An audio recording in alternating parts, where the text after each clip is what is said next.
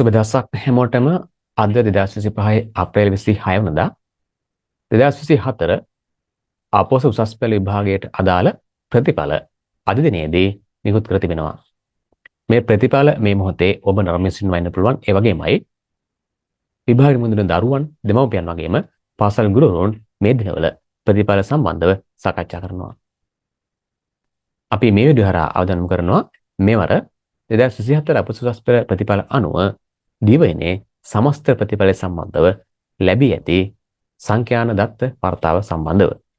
මේ අනුව 2024 උසස් පෙළ විභාගය සඳහා සමස්ත දිවයිනේන්ම පෙනී සිටි අපේක්ෂක සංඛ්‍යාව 2,74,361ක් වෙනවා. ඒ අතරින් 2,22,774ක් පාසල් ඇඳුම්කරුවන් ලෙසයි එවර පෙනී සිටියේ. ඒ වගේමයි ඒ අතරින් 51,587ක් පුද්ගලික ඇඳුම්කරුවන් ලෙස පෙනී සිට තිබෙනවා.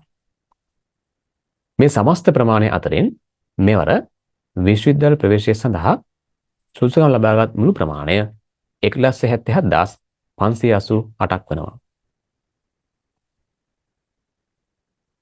එසේ සුදුසුකම් ලබාගත් ප්‍රමාණය අතරින් 1,49,964ක් පාසල් ඇඳුම්කරුවන් වනවා.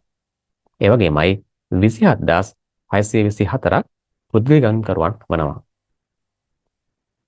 මේ සමත්වීම් ප්‍රමාණය අනුව මෙවර විශ්වවිද්‍යාල ප්‍රවේශය සඳහා සුදුසුකම් ලබා තිබෙන ප්‍රතිශතය වන්නේ 64.73ක්. විභාගයට පෙනී සිටි සමස්ත ඇඳුම්කරුවන්ගෙන් 64.73ක් මෙවර විශ්වවිද්‍යාල ප්‍රවේශය සඳහා සුදුසුකම් ලබා තිබෙනවා. ඒ වගේමයි මෙවර විභාගයේදී විවිධ හේතුන් මත පාසල් ඇඳුම්කරුවන් 420කගෙත් ඒ වගේමයි පෞද්ගලික ඇඳුම්කරුවන් 36 දෙනෙකුගේ ප්‍රතිඵල දැනට අත්හිටුවා තිබෙනවා.